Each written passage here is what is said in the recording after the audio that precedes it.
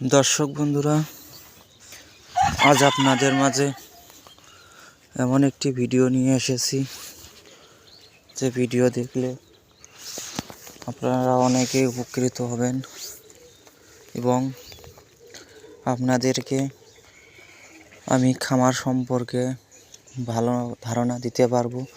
সেক্ষেত্রে আপনারা ভিডিওটি শুরু থেকে শেষ পর্যন্ত দেখবেন এবং ভিডিওটি অবশ্যই লাইক কমেন্ট শেয়ার করবেন।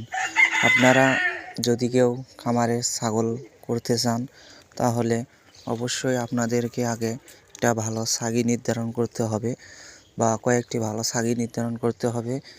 সেখান থেকে আপনারা যদি ভালো ছাগি নির্ধারণ করতে পান তাহলে আপনারা নতুন করে